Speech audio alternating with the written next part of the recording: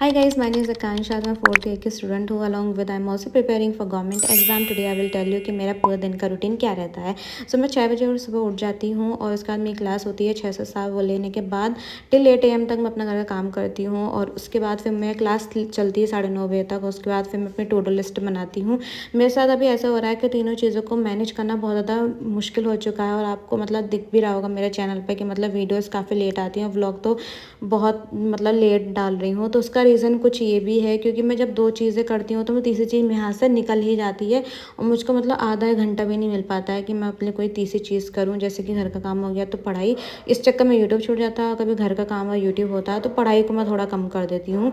तो मैं पहले प्लानिंग बहुत करती थी कि सारी चीज़ें फॉलो करनी है, चीज़ों को हैंडल करना, वो एकदम बिल्कुल रियल नहीं था, वो सिर्फ मेरी इमेजिनेशन थी. तो उसके बाद मुझे बहुत ज़्यादा बुरा लगा, फिर मैं बहुत ज़्यादा गिल्ट में चली गई थी.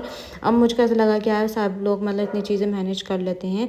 फिर मैंने समझा कि यार 2 चीज़ों को इम्पोर्टेंस दिया करूँगी मैं दिन में. मतलब जैसे कि अगर मैंने पढ़ाई करी, घर का काम करा, तो नेक्स्ट डे मैं फिर एक चीज़ को कोई कट करके उसमें अपना यूट्यूब इंक्लूड कर दूँगी क्योंकि ऐसे ही सारी चीज़ें हो पाएँगी. देखो, मैं अगर कहीं बाहर जाती हूँ तो मुझको गिल्ट बहुत ज़्यादा होता है, नहीं जाती हूँ तो उससे ज़्यादा गिल्ट होता है.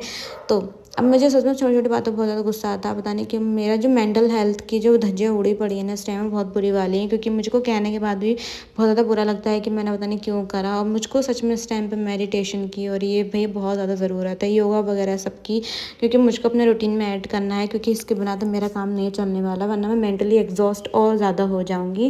कभी-कभी मेरा इसलिए भी दिमाग ख़राब हो जाता है क्योंकि मैं पूरे दिन घर पे रहती हूँ. मैं छत पे भी बहुत रेयर जाती हूँ. बाहर की बात तो छोड़ो भई, मुझको 1 से 1.5 महीना हो गया है कि मैं बाहर गई थी लास्ट टाइम.